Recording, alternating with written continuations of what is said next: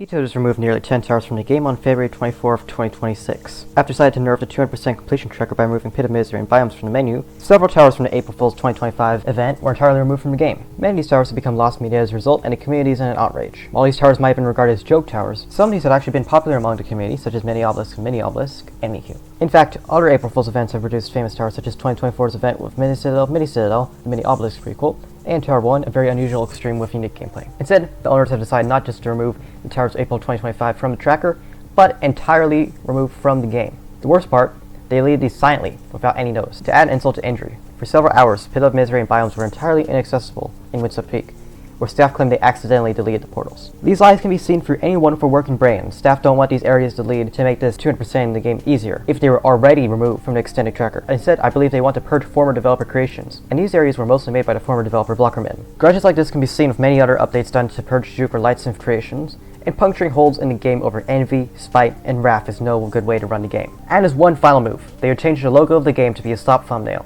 with an oversaturated picture of Tower Genesis Floor 10 with the lobby background removed. Being nothing more than a Korean swap tower thumbnail, this thumbnail is an eyesore to the community, and this game had a perfectly fine icon of the Purgatory lobby with the game logo on it for around half a year. But instead, the staff decided to change the game to this logo without any notice or announcement. It should be no surprise to any though. This is one of many instances where the community has been pushed and shoved around by the staff in the wiki. After EToH moderators deleted image permissions and the EToH wiki staff turned off comments on the biomes page, it's become obvious that we are in a dictatorship in this community, where everything be placed below the staff as their rights are infringed upon in this community. When EToH's v3 update, which included a game code rewrite, an entirely new menu and ring select UI, and the release of Purgatorio, we saw the absolute utter destruction of this game's identity being taken over by the new ownership of Eternalist and Gametor. The in-game shops were all killed off.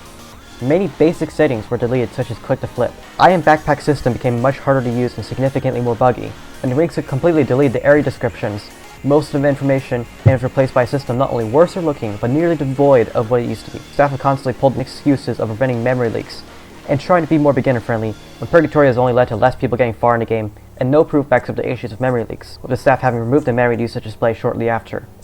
In truth, they are slowly trying to kill off anything in this game associated with juke, and would rather hurt the game than have someone they hate leave their legacy behind. Let's not forget about their attempts to add loot crate boxes to the game. The relentless butchering of this game's charm through countless actions, such as changing the game's description, and how their constant efforts to ruin the game are apparent to the whole community, yet not everyone's seeing the problem for what it is. The staff had an undeniable intent to make the game even worse than it is currently, and are simply being held back by the loose hold of their community, desperately hoping they don't do anything worse than they are already doing right now. Let's ask yourselves, is this really any better than companies that revert changes after losing money? Why has EToH made their menu become more corporatized? Butchering the UI with more under corporate slop, putting the shop in front of the game's menu instead of the settings menu like any other normal game would, adding more and more game passes instead of attempting to improve the game for the masses. Purgatory hasn't even done a good job for beginners, given more than half of them give up after Tower Genesis, and revamps have only created a time bomb for the future, where players reach harder and harder towers in bad areas that have yet to have some of their towers revamped. Ask yourself, why does staff make so many of these changes in secret, or on other occasions not announce huge game-changing updates ahead of time, such as the 4 towers in Ring 1 that got revamped, being the Tower of Anger, Distress, Rage, and Infinity Gauntlet, not being known to have a revamp in progress until they're all released in December of 2025. What happened to the transparency that EToH staff said they would have under the new ownership? The trails obviously failed to show at least half of the updates that have happened, and rarely ever correctly placed releases in the right quarter, even going to the point of Biotech Genesis and Obelisk of Hell not having their floor progress or release estimates shown anymore. If staff can't deliver on basic information like this, what makes them better than juke?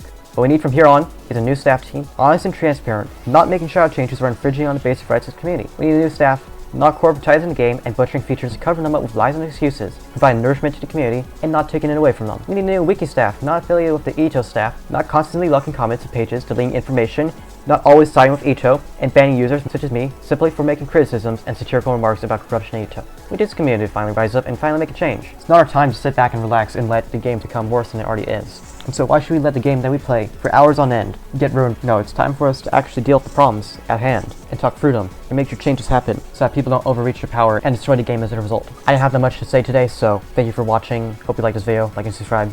Join my Discord.